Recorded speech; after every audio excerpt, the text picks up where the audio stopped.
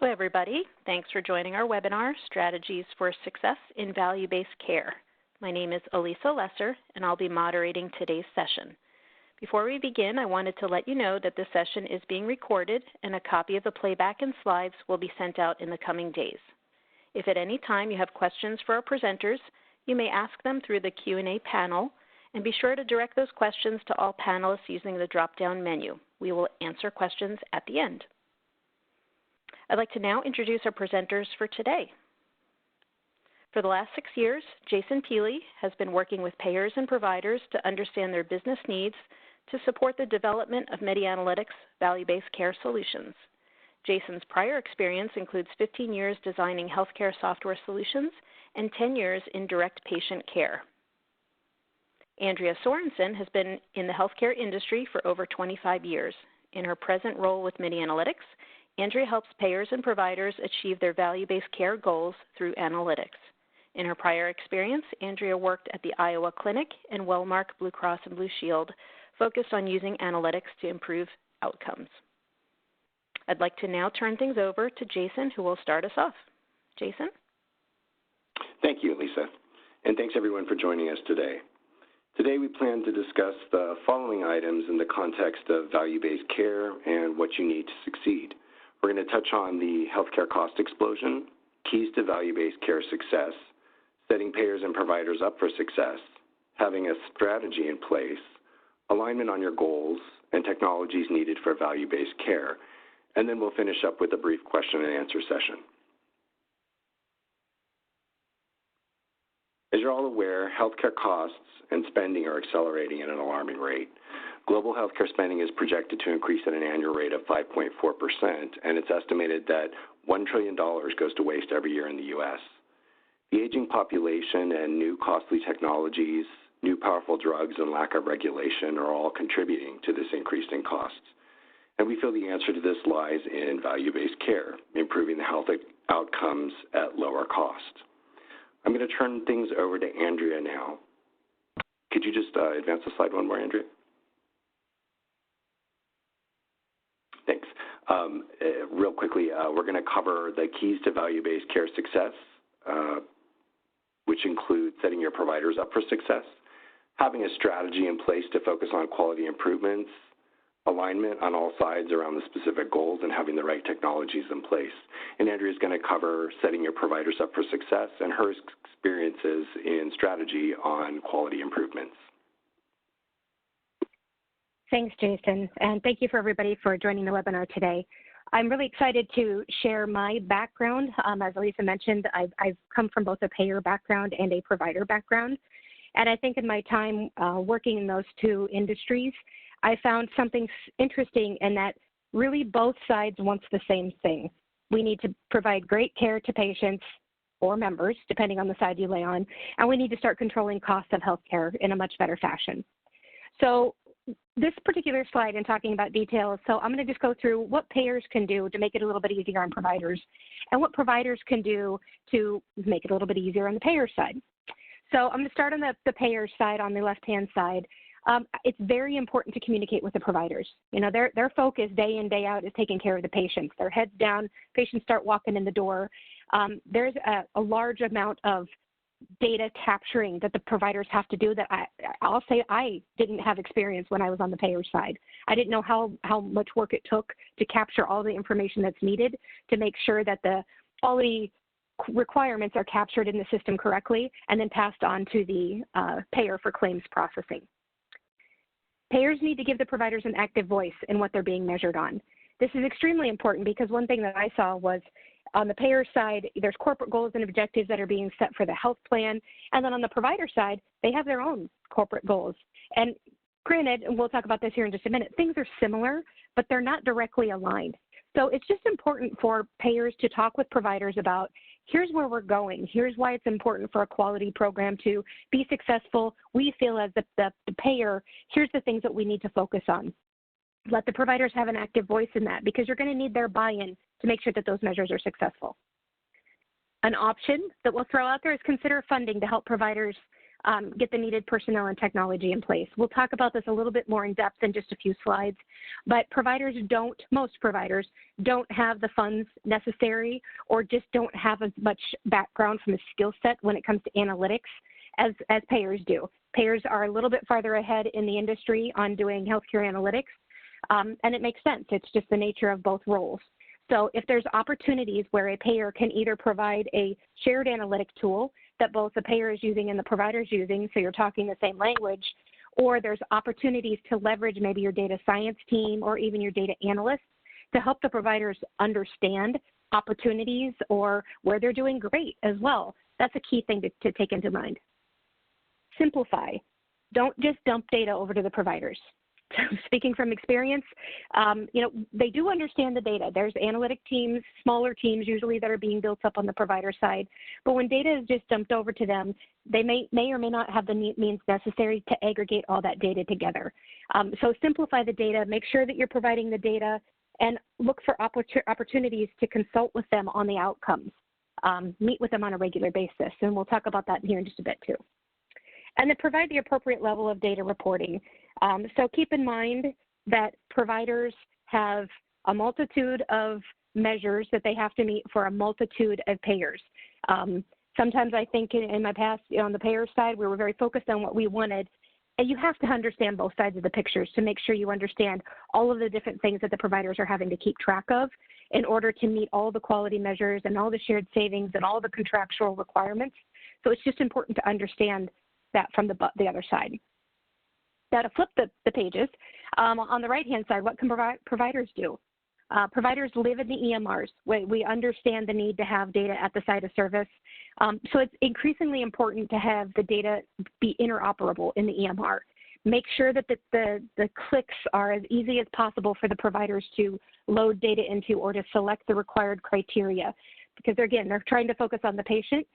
But what that does for the payers is it ensures that the data is being captured to meet the quality measures and ensures, for example, HCC codes are being assessed and diagnosis codes are being assessed so that the criteria to identify someone as an eligible population is captured correctly. Providers can always look into developing standard quality measures as well, such as HEDIS, CMS. We'll talk about the alphabet soup of all of the different quality measure sets in a few minutes, but try to stay away from custom measures, and this goes for the payers as well. We understand that there are times where there's custom measures needed, but that's very hard for both sides to manage long-term. So look at those standardized nationally known data sets as it'll help both be successful in the end. And then again, same with providers, ensure that your providers have a voice at the table and are invested in the success. This is something that was key when I was on the provider side, meeting with the departments regularly, especially primary care when it comes to quality measures, to make sure they understand where they lie in meeting quality measures, where they have opportunities, and make sure they understand why it's important. It directly impacts shared savings, incentives and such, so that they'll have the buy-in to help support all the processes underneath that are needed.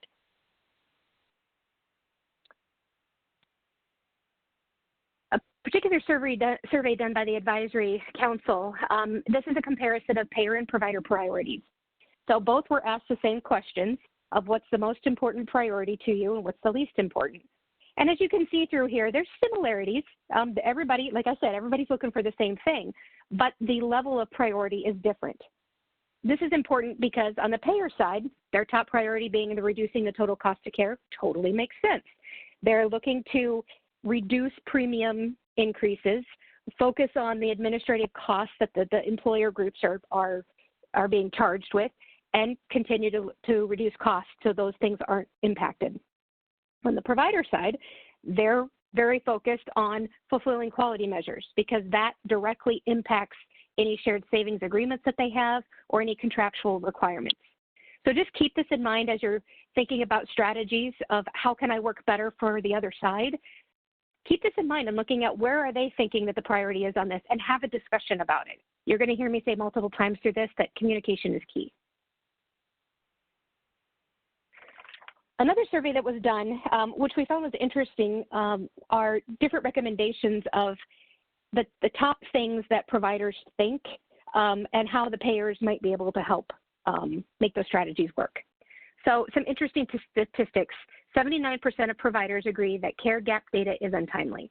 When I was on the provider side, something that was very difficult is if we don't get timely claims data feedback and we're trying to identify high-risk patients or we're trying to identify a certain chronic condition, if there's a 3-6 month lag in the data that we get, it makes it really hard to get those patients in to have a particular visit, especially if it's like a measure around colonoscopies or mammographies, because sometimes those offices are full. It takes a while to get the staffing, not the staffing, but to get the appointment scheduled. So providers need more current data. And that the payers have that data. They have the claims data on a maybe weekly basis, a monthly basis. So it's important to find an analytic tool that can pull that information together and give quick insights to opportunities. The next statistic, this one I thought was interesting, that 56% of providers agree that financial incentives are not large enough, which prevents them from using gaps in care. Now, quote, not large enough, I think where this is coming from is the amount of work and intensity that it takes on the provider side to make all of this work together. This is where the providers need to help the payers understand, the processes, and the payers need to help the providers understand why are we going this route with a particular quality measure alignment. And 59% of the providers have limited staff members to allocate towards non-clinical tasks. Again, as I mentioned, I'm not saying that providers are not analytical. They are by nature. They're the scientific world. They get it. But their focus and the reason they became doctors is to focus on the patients. One thing I noticed when I went out into this particular industry, the number of reports that were shared with providers is just overwhelming. They don't have time to go through their emails all day long to be able to see a new report that was provided, let alone dig down into that report and look for opportunities. So having the payers help the providers in this realm is a fantastic thing to do, as well as on the provider side, look for other people within your company that have analytical skill sets. So whether it's a department lead, maybe it's a particular nursing staff or a rooming nurse that can help identify areas of opportunities such as a missing or gap in care or a HCC that maybe hasn't been assessed.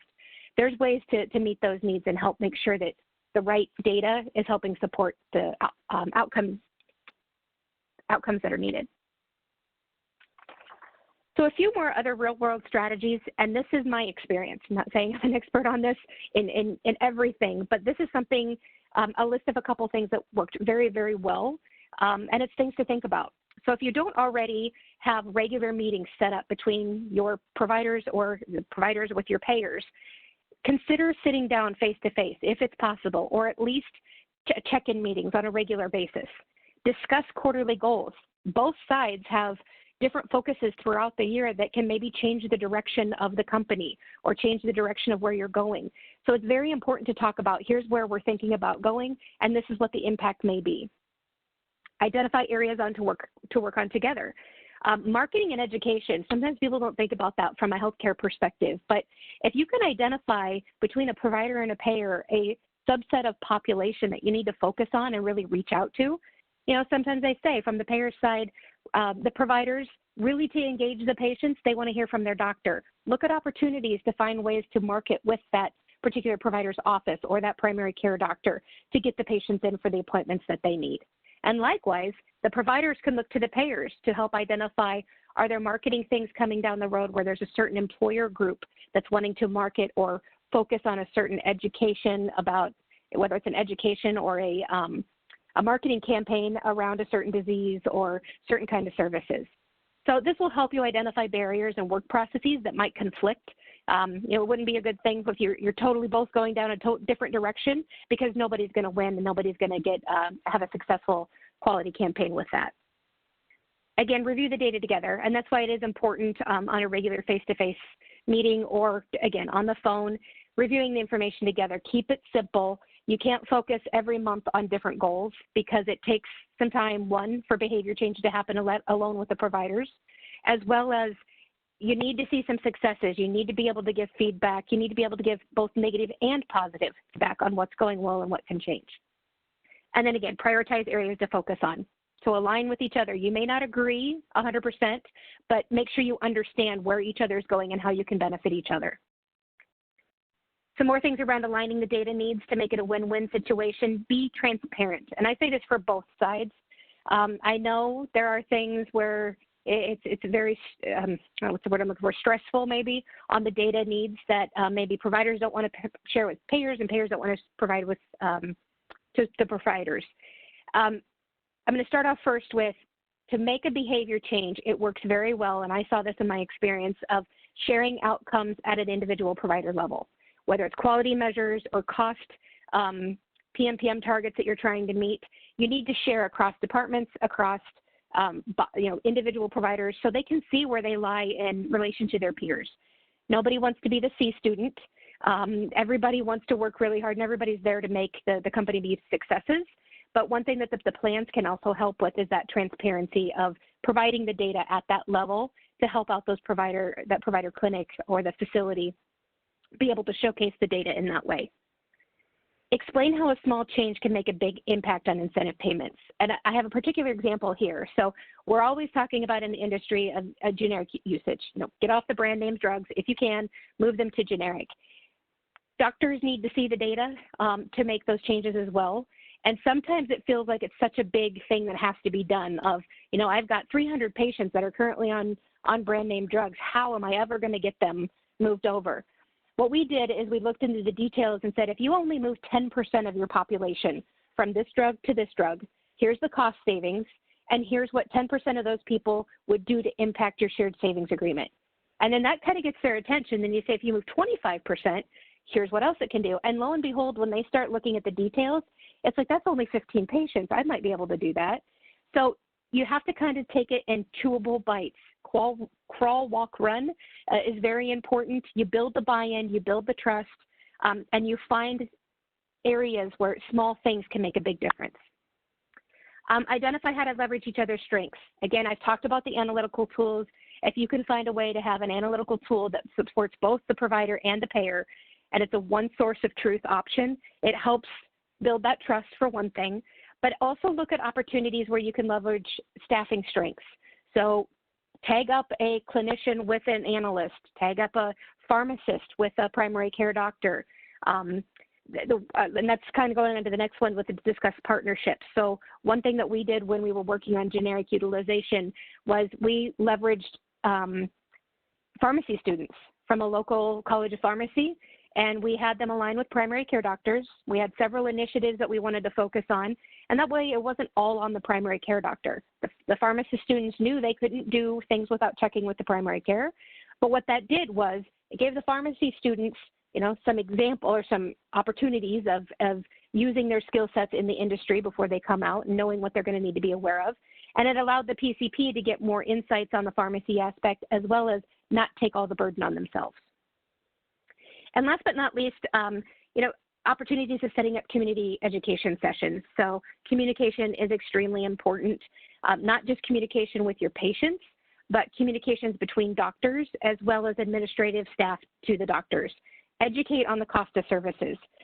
This was something where, when you go to med school, it's starting to get in there today, but you don't understand the cost of services. So, the difference of cost when all the different contracts that are out there in the payer world, the difference from an X-ray to an MRI, the difference of, the cost of care, the site of care, how big the difference is when you're in an outpatient setting versus an ambulatory setting. You need a tool and you need data to be able to help you tell that story, as well as HCCs, how were things that happened last year assessed again this year in order for them to meet the quality requirements. Are there things based on the chart data and based on the claims data that there might be an HCC that hasn't been assessed yet? Those are all opportunities where you need to find, one, an analytic tool that can help you support that, and two, have those conversations between providers and payers. Share costs related to diabetics, ER utilization for patients and providers. So this, if you can have a diabetic education program, if your payer has employer plans that are expecting, some kind of diabetic education, look for opportunities to align between a payer and provider. I don't know how many times when I was on the payer side, we had multiple campaigns going on where we'd reach out to patients, and lo and behold, I'm finding out the providers, when I come to that side, the providers have the same. So the patients are getting contacted a lot. And so we have to find the best modalities to connect the patients, to get them in for services, and to help educate them on what's important for them. So I leave you guys on this piece on real-world strategies. The 3 Ps concept. It takes the payers, the providers, and the payers, providers, and the plans working together in order to make, the long-term sustainability of healthcare become effective. So look for opportunities where you can bring those 3 Ps together to help make a difference. This page talks, just as a little example, we've been talking about the data needs to be able to make key business decisions. This is a specific meta-analytics dashboard for ACOs, but the point is from an analytic tool perspective, you need to meet in the middle from a payer and provider perspective. You need to be able to look at it as a holistic, who are all my ACOs, for example. It doesn't have to be ACOs, who are all the providers in my network, and compare them up against one another. Then be able to drill down in and look at not just that enterprise view of all of the provider network, but look into, clinic site locations, down to the individual provider level, or maybe even by department level, so that you can truly understand what's different about this group of providers that seems to be doing very well on quality measures and costs, where this one's struggling. And you can look at those differences and find opportunities to, again, educate, or to maybe sit down and have a conversation about maybe there's process changes that need to happen. And along the left-hand side there, it just tells you, here's other things that can be shared. It's just important that you put the data in a way that it's easily consumable. Don't just give a data dump. Excel files with a lot of information is a lot to absorb. Find ways to have the data guide you to make business decisions, but make it easy to understand. Last couple things here. So quality over quantity.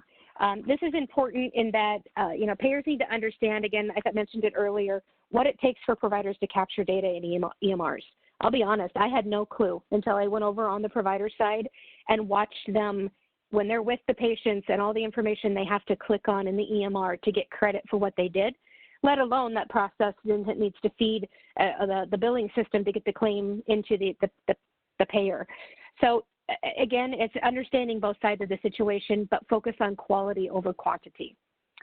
Realize that it's a win-win situation rather than adversarial. You both need the same thing. So look for ways. Again, you may not agree on everything, but look for ways to align. Be prepared to adjust your quality measurement strategy year over year. And that goes for both sides. So looking for areas of opportunities of, what measures should we focus on? What went well in the past? What are lessons learned? Are there opportunities where we worked more with the providers on this particular measure and we got a better outcome? How do we compare to other organizations? Look for benchmarking capabilities or tools that can give you benchmarks. And always look for rooms for improvement. It's going to come down to patient satisfaction as well. So making sure that you can track patients' satisfaction in this, because that's going to affect your outcomes and quality measures. And my last slide in this section is talking about the alphabet soup of quality measure sets. You've got STARS, MACRA, HEDIS, MIPS, CMS, it goes on. And on both sides, it's extremely complex things to manage, because you have to ensure that you're compliant, you're accredited, and it all comes down to the data. So having a solution and a quality engine that can absorb the data, grind through it, make sure you have the complete data that you need. Otherwise, you're going to run into completeness issues. Reliable data is challenging. Garbage in and garbage out. That's a normal analytic concept, but the problem here is if you don't have the data you need when it comes to quality, it's not just bad data out. It means you're not going to be compliant, or you're not going to meet a certain contractual requirement, which comes down to dollars again. So keep it simple. Start with low-hanging fruit, and start small. So as you get some quick wins, then you can start moving ahead and digging into more sophisticated measures. But look where you might have, between STARS and HEDIS, there's some very similar measures. So look for process improvement opportunities that would meet both needs, not just each one in a silo.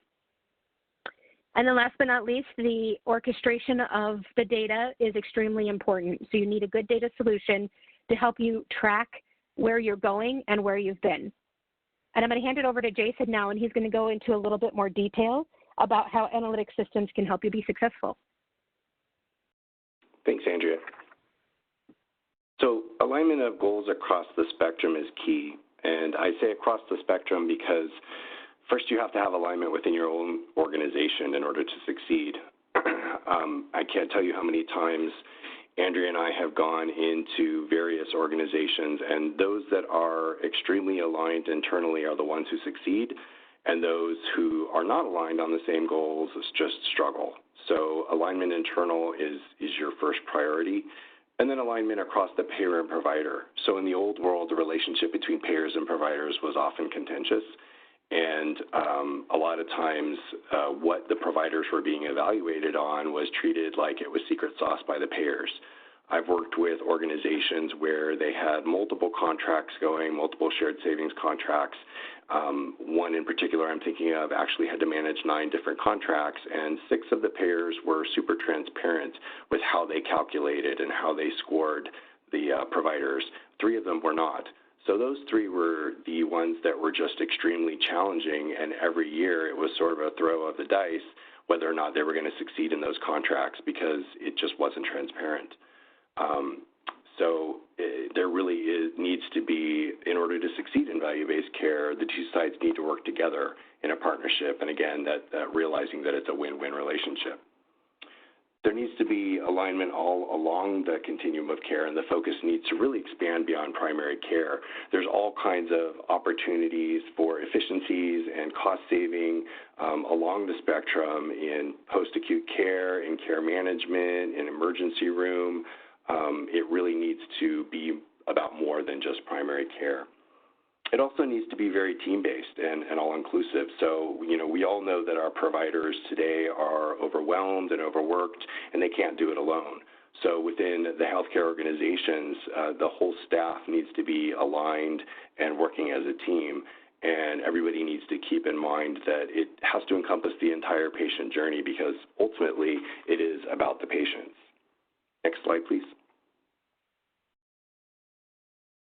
Most analysts view that poor integration of care is one of the primary drivers of cost.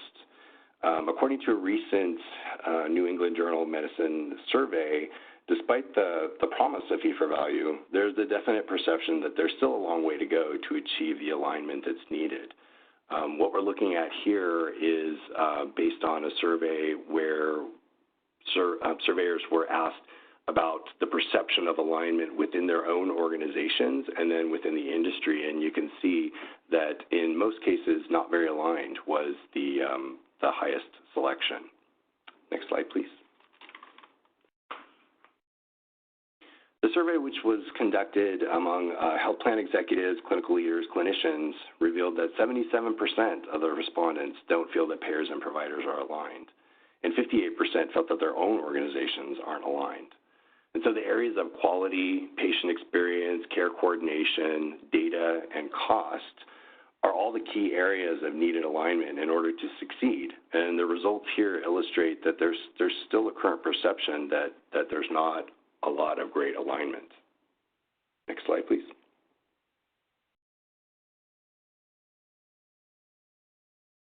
One of the key things impacting the success of value-based care is the fact that there's a misalignment on the concept of the efficacy of quality measures.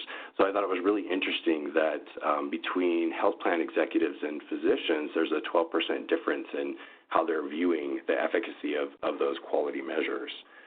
Quality measures are a primary area around success here. So how do you get alignment on that? I mean, everybody agrees today that the quality measures are way too complex.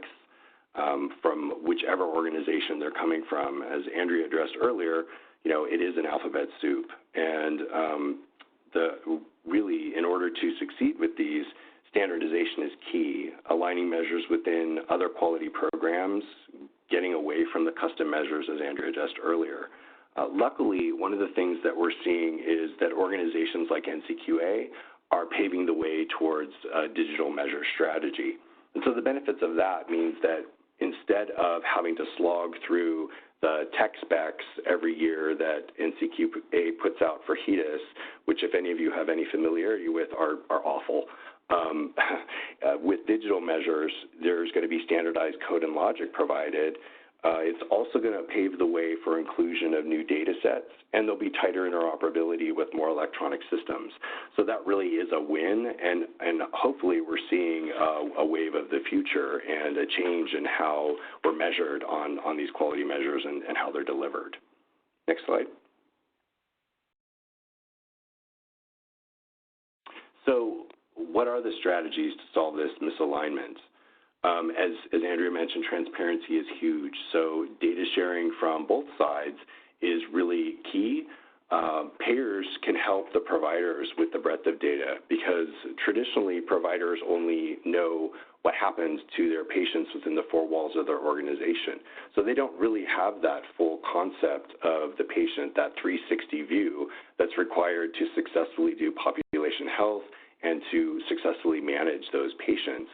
And providers can help payers streamline quality measures with their depth of data. So the data that's coming from the EMR, the labs, the blood pressures, all those things that you don't get on the claims data is something that the providers can provide. And there's also the factor of timeliness. In the old world, the data collection, as you could see at the top of the screen, consisted of crunching Excel spreadsheets and Access databases and SQL databases, and there was all kinds of different archaic ways of gathering that data, and it made it super error prone, and there was just extreme inconsistencies even within an organization. So you could rarely get the stakeholders to come together and agree that the way they were defining the number of admits that they were seeing was the same as another department was defining the number of admits. Again, back to if they can't get alignment internally, then how is there going to be alignment between the providers and payers? So there really does need to be a transition to simpler, more robust systems that are going to replace all those old archaic methods of data collection and reporting. Next slide. One of the things that we've been seeing with some of our clients is a shared payer-provider solution. So the value of this is that it really is a single source of truth.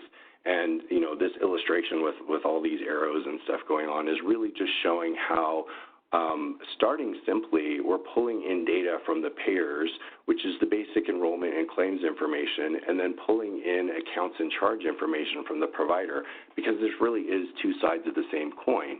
But the benefits here, again, is for the provider, they're getting access to a wider breadth of information about their patients. For the payer, there's a whole factor of timeliness of the data because the providers can turn around those accounts and charges on a daily basis. So they're going to get information that they didn't have before because before it was gated by that claim lag time. So that 3 to 6 months, and that data is pretty stale. So that's impacting the timeliness of your interventions, closing gaps in care. It's impacting the quality measures that you're looking at, and probably means that there's a lot of wasted time reaching out to patients for services that they may have already had because they had it somewhere else and you just don't know about it yet. It also contributes to that horrible, horrible HEDIS season, which everybody is familiar with and dreads. Because there is this scramble to gather all this information and data, some of it that won't come in until February or March of the subsequent year. So there is a big challenge there. There's also an issue of completeness of data. So a lot of times the claims are limited to maybe only 8 to 10 diagnosis codes or 8 to 10 procedure codes, whereas on the accounts and charges, there's a whole other set of diagnosis and procedures that because you don't have that in your claims data, you're only getting a partial picture of your members, and you're only able to accurately classify patients in the denominators of certain measures because you're missing some of the diagnosis codes that are needed to make them apply to a particular measure. Next slide, please. So what are the tools that physicians need in order to be successful with value-based care? Of course they need EHRs. That's pretty much a standard. But they also need clinical decision support, and that clinical decision support needs to be driven not only by evidence-based best practices, but it also needs to be informed by their quality strategy. So they need to have something prompting them when a patient needs to come in for preventative services. They need to have those reminders that they need to do medication reconciliation with their patients as they see them. More and more, they need data analytics. And so, we've seen a real change over the last 6 or 7 years in terms of priorities for data analytics. I think I think the payers were probably a little bit ahead there in understanding that that was a priority to understand the big picture. But for the providers, they were still struggling to accomplish meaningful use. They were doing the transition from ICD-9 to ICD-10. They were getting their EMRs in place. And so then it became, workflows were important, care management workflows. Now they're starting to understand that they can't really focus those workflows appropriately until they're able to see the big picture and understand where the issues are in their populations. The other big piece here that's becoming more and more prevalent and more important is EMR plugins and modules.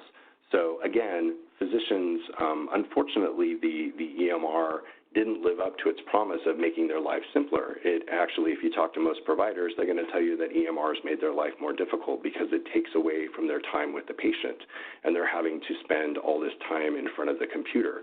So the prospect of having another solution to look at analytics, to look at gaps in care, to look at whatever is not attractive to them because they're already spending so much time in front of the computer charting. So the ability to have one-stop shop for them that's pulling in all this data and showing them in one place all the relevant information that they need to manage their patients in a way that's going to support a value-based care solution is where you're going to get buy-in from your providers. Next slide, please. So getting back to that concept of addressing the whole spectrum of care, there's a lot of areas of low-hanging fruit that can be analyzed and addressed. And so this is just an example of looking at the emergency room where there is a whole set of issues that can create cost savings for you, where you can identify drivers of emergency room utilization. You can assess those patients or members who are frequent flyers who might be abusing the emergency room. You can evaluate potentially avoidable emergency room visits that can be reassigned to urgent care, or maybe you have patients or members that are treating the emergency room like primary care, and so you want to redirect those services appropriately. And you can also assess demographic and geography barriers to your members and patients that might be creating issues for them to get to a primary care provider or an urgent care, and so instead they're utilizing and defaulting to the emergency room. Next slide. Another really hot topic out there today, politically and impacting the healthcare, is pharmacy. Just the price of meds is skyrocketing, and there's a continued focus on reform. We keep seeing more and more generics that are being approved. Last year, I think there were more generics approved than there has ever been. So some of the things you'll really focus in on with your pharmacy analysis is what are the top drugs that are being utilized and identify potential cost savings there. You get some insights into the highest costing meds in your populations. Again, generic utilization, which generic utilization I think has been somewhat of a buzzword out in the industry for the last few years, and I think it's no mystery that people need to focus on it. But every time we've gone into different clients, it's still a problem. There's still a large amount of brands being used when generics or multi-source cheaper drugs are available. Specialty drug analysis is another really key hot item where you're going beyond just doing analysis around your pharmacy claims, and you're looking at your medical claims for those drugs that are being administered in the physician's office, which are typically really expensive and costing the plan, the patients, everyone a lot of money. Another big item that you can focus in on is where are brands losing their patents. A lot of times physicians get into the habit of prescribing certain drugs because maybe they were the only one available at the time. They were the only brand. So a lot of times they miss the fact that, hey, there's a new generic available that's a whole lot cheaper. And so being able to bubble that up to the physicians so that they can understand immediately that there are now alternatives that they weren't aware of before is a huge savings opportunity. Therapeutic alternative identification is always very powerful. So, where can you adjust your formulary to take in those sources of meds that are cheaper? Medication adherence is another big care management thing to focus in on, to have the ability to look at your population and understand what segments of your population might be having issues with adherence, and understanding the types of patterns you're seeing in where they might have gaps in filling those prescriptions. Could be that there is a cost barrier for them. It might be too expensive for those patients. We've looked at times at patterns in how the patients are filling their meds, and it often corresponds with their paychecks. So it is worth evaluating those particular meds and those particular regimens to take down the copayment for the patients, because it's a lot cheaper for the health plan to absorb a little cost up front with the cost of the drug, rather than having those patients go into the emergency room or potentially be admitted as inpatients, which is extremely expensive. Next slide, please. And finally, there's patient satisfaction analysis, which Andrea made reference to. Patient sat it's another key area to focus on, as it has implications for both health plans and healthcare organizations. It really does encompass the spectrum of care, so you're able to look at all the different venues of patient care and understand where you might have problems in the organization, where you might be driving patients away. It has impact for the health plans in that it's a key piece of star ratings. It's huge in terms of reimbursement from CMS. For the provider, there are certain measurable goals for incentives around patient satisfaction that are going to hit them with MIPS and MACRA. So again, this is another opportunity for both sides of the equation to understand what's going on and where there's room of improvement. And again, this goes back to the journey of the patient and making sure that their experience is a positive one. Next slide.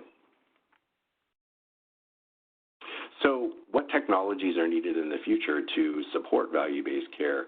I mean, it's really beginning to sound a lot like Star Trek with some of the things that are coming out, but these emerging technologies, which sound crazy, are more and more becoming just standard parts of things that we see requested in solutions. They're getting wrapped into different solutions just as standard. So things like bioinformatics, science is leaping forward quickly, and we're finding new ways to utilize genetic codes that might drive preventative service focuses. AI is becoming a standard requirement and feature in analytics solutions. So imagine if you had AI calculating patient readiness to change scores, helping you to direct your precious resources where they can have the most impact. These are all things that, over the next few years are going to become more and more standard rather than being crazy talk. So it is an exciting time as we move forward in a lot of these technologies that will continue to evolve to support value-based care. Andrea, I'll hand things back to you for a final few thoughts before we take some questions. Thanks, Jason. We've shared a lot of information today, and I'm hopeful that there's a nugget or two that you've taken out of this.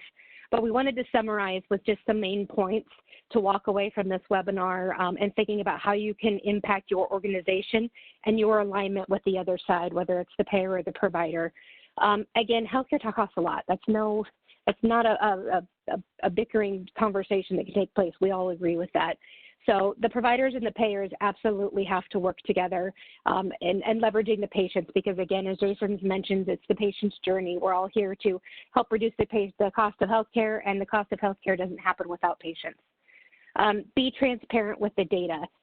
Learn to share. Data is only going to help both sides get better and better win, and managing the cost of care and reducing the amount of process implications on both sides. Align your incentives.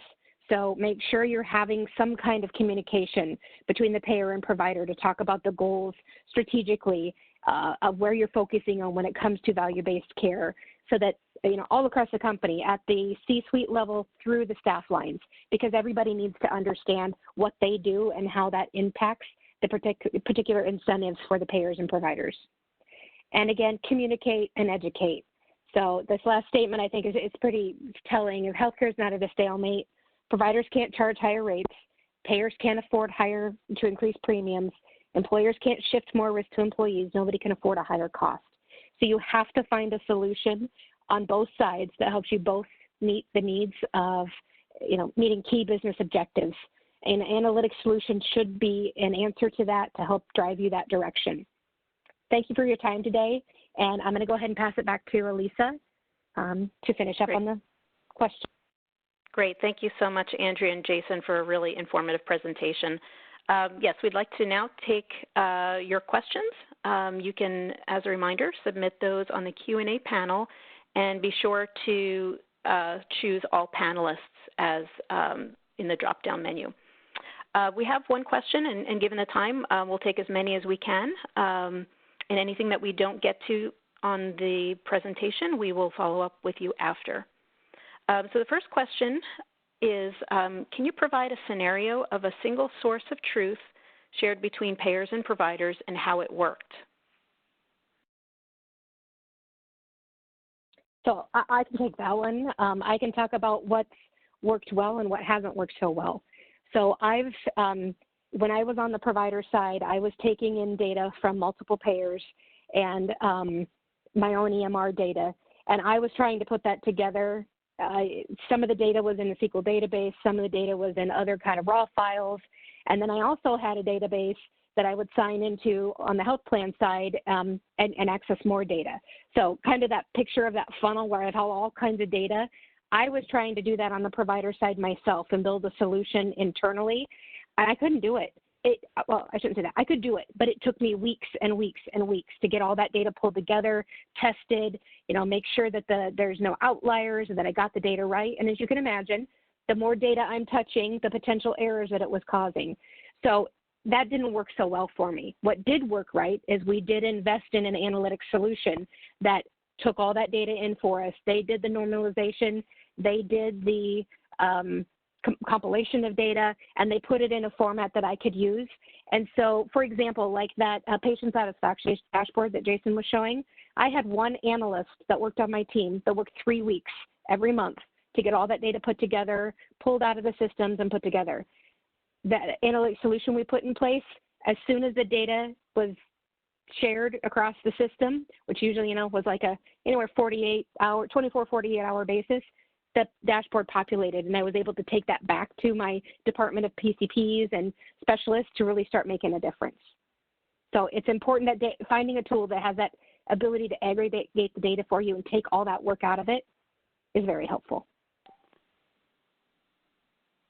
Great, thank you, Andrea. Another question, to the point about the large amount of different quality sets, do you have a recommendation on which ones should be leveraged?